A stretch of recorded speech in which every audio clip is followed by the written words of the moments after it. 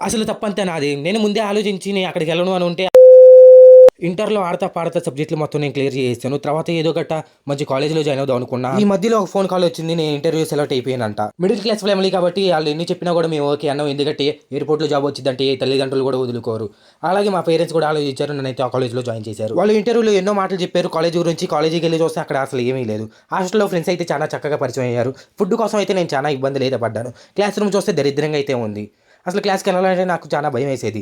ఎప్పుడెప్పుడు పారిపోదామా అనుకునేవాడిని. అసలు ఆ అక్షరాల 3,00,000 ఫీజ్ అయితే మా పేరెంట్స్ అయితే కట్టేశారు. ఇంకా ఏదో జాబ్ వచ్చిందని బెంగుళూరు అయితే తీసుకెళ్లారు. జాబ్ చూసేసరికి అది సెక్యూరిటీ గార్డ్. ఇలాంటి సెక్యూరిటీ గార్డ్ అయితే కాదు. Airport land side security. అసలు ఏమాత్రం బాగోలేదు. నా చుట్టుపక్కల ఉండేవాళ్ళకి కూడా అది అస్సలు నచ్చలేదు. అసలు ఎయిర్‌పోర్ట్‌లో జాబ్ చేయాలంటే మినిమమ్ డిగ్రీ అయ్యి ఉండాలి. అసలు మాకు డిగ్రీ క్వాలిఫికేషన్ లేకుండా ఇంటర్ క్వాలిఫికేషన్‌తో అయితే మమ్మల్ని ఇంటర్వ్యూలో సెలెక్ట్ చేశారు. ఎన్నెన్నో మాటలు చెప్పారు. అసలు ఇంత సాలరీ వచ్చిద్ది, అంత సాలరీ వచ్చిద్దని ఎక్స్‌పెక్ట్‌తో మా పేరెంట్స్‌ని అయితే మాయ చేసేశారు. సర్లే అని వాళ్ళు ఇచ్చిన జాబ్ అయితే మేము యాక్సెప్ట్ చేసేసి అయితే జాబ్ అయితే చేసుకుంటున్నాం. జాబ్ చేసుకునేటప్పుడు అయితే మాకు ఏవియేషన్ సర్టిఫికేట్ కూడా మా చేతికి ఇవ్వాలి. ఎప్పుడో ఇచ్చారు మాకైతే ఏవియేషన్ సర్టిఫికేట్. ఆ ఏవియేషన్ సర్టిఫికేట్ ఉంటే మేము ఏదో ఒకటి ఎయిర్ ఇండియానో, ఇండిగోలోనో జాయిన్ అయిపోయి మంచిగా మా లైఫ్‌ని అయితే మేము లీడ్ చేసుకునేవాళ్ళం. నేనైతే ఇంటికైతే వెళ్ళిపోతున్నాను. ఊర్లో నన్ను గురించి ఏమనుకున్నా పర్లేదు. కానీ మా అమ్మకైతే నేను సారీ చెప్పాలనుకుంటున్నా. ఎందుకంటే నన్ను ఒక మంచి పొజిషన్‌లో చూసుకోవాలనుకుంది. కానీ అది నిలబెట్టలేకపోయాను. అసలు తప్పంతా నాది. నేను ముందే ఆలోచించి నేను అక్కడికి వెళ్ళను అని ఉంటే అసలు 3,00,000 మిగిలాయి.